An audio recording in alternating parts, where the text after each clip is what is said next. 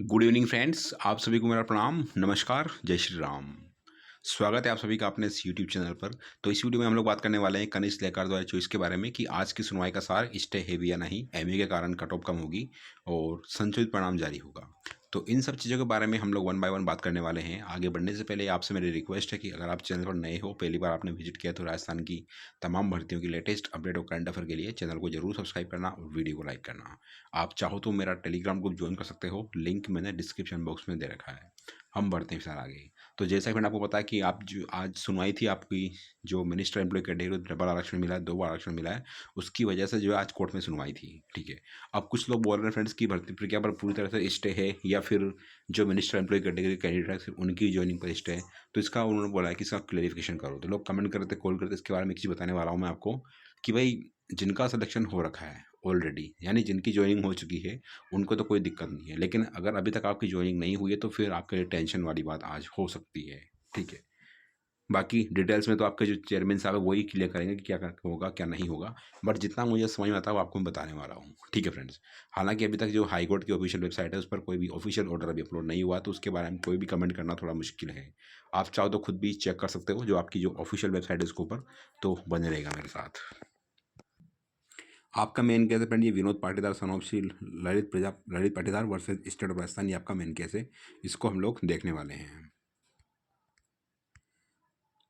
तो जैसे आप इस पर क्लिक करोगे पेज ओपन हो रहा है। तो इसमें मेंशन आप सारी चीज़ देख सकते हो फ्रेंड्स कि आपका जो फिलिंग डेट है वो 3 जनवरी को केस फाइल हुआ था ये। इसके बाद में रजिस्ट्रेशन डेट इसमें 4 जनवरी की है।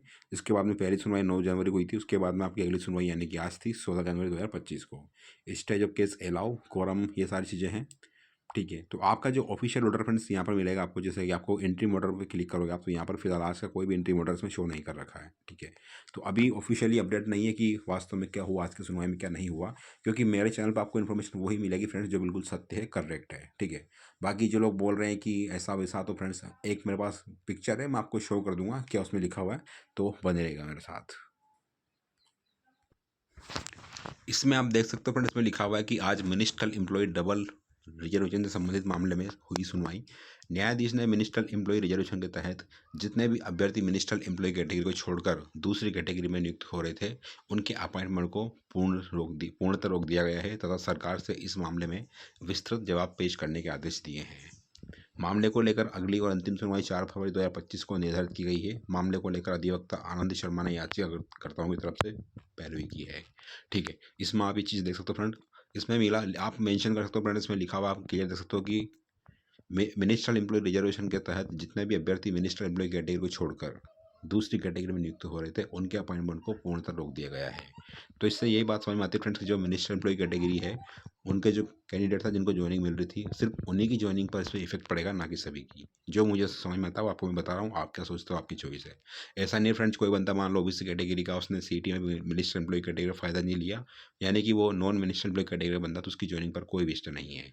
क्योंकि इसमें स्पेशली मेंशन है फ्रेंड्स की मिनिस्ट्रियल एम्प्लॉय रिजर्वेशन के तहत जितने भी अभ्यर्थी मिनिस्ट्रियल एम्प्लॉय कैटेगरी को छोड़कर दूसरी कैटेगरी में नियुक्त हो रहे थे, उनके अपॉइंटमेंट को पूर्णतः रोक दिया गया है तथा सरकार से इस मामले में विस्तृत जवाब पेश करने के आदेश दिए हैं। ठीक है। तो इसका मतलब ये हुआ फ्रेंड्स, सिर्फ जो आज का जो आदेश माननीय न्यायालय ने दिया है, इससे सिर्फ और सिर्फ जो मिनिस्ट्रियल एम्प्लॉय कैटेगरी है वही प्रभावित होगी, ना कि सभी कैटेगरी। तो जिनकी ज्वाइनिंग अभी नहीं हुई है, जो या फिर जिनका अपॉइंटमेंट लेटर जारी हो चुका है लेकिन जब ज्वाइनिंग उन्होंने नहीं लिए, तो उनको परेशान होने की जरूरत नहीं है। इससे सिर्फ और सिर्फ जो मिनिस्ट्रियल एम्प्लॉय कैटेगरी है वही प्रभावित होगी, ना कि और दूसरी कैटेगरी। और उसमें भी वो है फ्रेंड्स जो मिनिस्ट्रियल एम्प्लॉय कैटेगरी के अलावा, मतलब कि अगर कोई बंदा मिनिस्ट्रियल एम्प्लॉय कैटेगरी का है, उसने सीटी मिनिस्ट्रियल एम्प्लॉय कैटेगरी से पास करी है और जूनियर अकाउंटेंट का जो एग्जाम उसने पास किया वो भी मिनिस्ट्रियल एम्प्लॉय कैटेगरी से पास किया, तो ऐसे जो कैंडिडेट हैं उनके ऊपर कोई परेशानी वाली बात नहीं है। परेशानी इनके लिए जिन्होंने खुद की कैटेगरी मिनिस्टर एम्प्लॉय थी, लेकिन यानी कि सीटी मिनिस्टर एम्प्लॉय कैटेगरी से पास की थी, लेकिन उन्होंने ज्वाइनिंग जो ली है वो खुद की कैटेगरी से, यानी कि मान लो कि मैं जनरल कैटेगरी का हूँ, मैंने सीटी में मिनिस्टर एम्प्लॉय कैटेगरी का फ़ायदा लिया है, उसके बाद में जब मेरी फाइनल अकाउंटेंट का रिजल्ट आया, जूनियर अकाउंटेंट का, तो उसमें मैंने ज्वाइनिंग ली है वो जनरल कैटेगरी से लिया, ना कि मिनिस्टर एम्प्लॉय कैटेगरी से। तो फिलहाल इसको देखते हुए जो मेरी ज्वाइनिंग होगी वो नहीं हो पाएगी। ठीक है। तो अगर जो कैंडिडेट है जिन्होंने मिनिस्टर एम्प्लॉय कैटेगरी से सीटी पास की थी और साथ ही अकाउंटेंट भी मिनिस्टर एम्प्लॉय कैटेगरी से पास किया, मतलब मिनिस्टर एम्प्लॉय कैटेगरी में उनको अपॉइंटमेंट मिला है, तो उनको परेशान होने की जरूरत नहीं। सिर्फ और सिर्फ दिक्कत उनके लिए आने वाली फ्रेंड्स जो मिनिस्टर एम्प्लॉय कैटेगरी के अलावा दूसरी कैटेगरी से अकाउंटेंट में ज्वाइन किया था और सीटी जो है मिनिस्टर एम्प्लॉय कैटेगरी से पास की थी, उनको इसमें दिक्कत है। मैं वापस बोल दूँ फ्रेंड्स, मेरे को जो समझ में आ रहा है आपको मैं वो बता रहा हूँ, आप क्या सोचते हो, आपकी चॉइस है, ठीक है। अगर कोई जिस बंदे का मिनिस्टर एम्प्लॉय कैटेगरी से कोई लेना देना नहीं है, तो उनकी जॉइनिंग पर या उनकी जो भी सर्विस वगैरह उस पर कोई फ़र्क नहीं पड़ेगा इस चीज़ का, ठीक है। तो ये थी आज की सुनवाई का सार। बाकी ऑफिशियल ऑर्डर अभी अपलोड नहीं हुआ कोर्ट की वेबसाइट पर। जैसे ही ऑफिशियल ऑर्डर होगा अपलोड, मैं आपको बता दूंगा मैं, क्योंकि ऑथेंटिक चीज़ें ऑफिशियल ऑर्डर में मिलती है कि वास्तव में आज क्या हुआ क्या नहीं हुआ। ये सिर्फ अपने समझ समझ का, फिर आप क्या सोचते हो मैं क्या सोचता हूँ, ठीक है। तो जैसे मिनिस्टर एम्प्लॉय कैटेगरी के रिगार्डिंग जो भी ऑर्डर होगा सबसे पहले आपको देखने को मिलेगा। तो फिलहाल ऐसा कोई भी ऑर्डर कोर्ट की वेबसाइट पर अपलोड नहीं हुआ है, और जो लोग कोर्ट में फिजिकली प्रेजेंट थे वो इसके बारे में डिटेल्स में बता सकते हैं कि आज की सुनवाई में वास्तव में क्या हुआ। अब चूंकि मैंने आपका एग्ज़ाम नहीं दिया है, ना ही मैं आपका एग्ज़ाम कंडक्ट करवा रहा हूँ, तो मुझे परमिशन नहीं मिलती कि मैं आपको वहाँ जाकर के जो आपकी हियरिंग को सुनूँ। जो एक पास बनता कोर्ट में एंट्री लेने के लिए, वो मेरा नहीं बन पाता, ठीक है। तो ये थे अभी तक कंप्लीट फ्रेंड्स की, तो आपको परेशान होने की ज़रूरत नहीं है। मैं वापस बोल रहा हूँ फ्रेंड्स, जो बंदे मिनिस्टर एम्प्लॉय कैटेगरी के हैं, जिनकी दोनों एग्जाम में यानी कि सीईटी में और जूनियर अकाउंटेंट में, दोनों में मिनिस्टर कैटेगरी सिलेक्शन हुआ, उनको भी डरने की जरूरत नहीं है। डरने की जरूरत सिर्फ उन्हीं को जिन्होंने खुद के कैटेगरी से जो अकाउंटेंट का एग्जाम पास किया है। इसके अलावा जो बंदे जिनका मिनिस्टर कैटेगरी से कोई रिलेशनशिप नहीं है, यानी कि वो मिनिस्टर एम्प्लॉय कैटेगरी नहीं है, तो उनको भी परेशान होने की जरूरत नहीं है। इसकी वजह से आपकी भर्ती प्रक्रिया पर किसी तरह की कोई भी जो है निगेटिव इफेक्ट नहीं पड़ेगा। तो ये थी आज की डिटेल्स। बाकी जैसे ही ऑफिशियल ऑर्डर अपलोड होगा मैं आपको बता दूंगा मैं। तो फिलहाल के इतना ही, मिलते हैं नेक्स्ट वीडियो में। वीडियो वॉच करने के लिए thanks, have a great day and all the very very best. आपसे रिक्वेस्ट है मेरी, अगर आपने चैनल पर पहली बार विजिट किया तो राजस्थान की तमाम भर्तियों के लेटेस्ट अपडेट और करंट अफेयर के लिए चैनल को जरूर सब्सक्राइब करना और वीडियो को लाइक करना।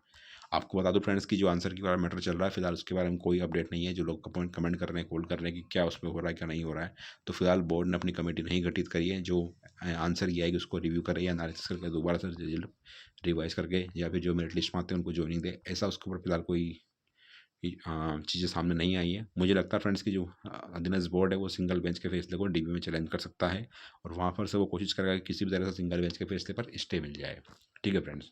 तो ये थी आज की अपडेट। बाकी जैसे ही ऑफिशियल ऑर्डर आएगा मैं आपको बता दूंगा। Again thanks for watching the video and have a great day and all the very very best.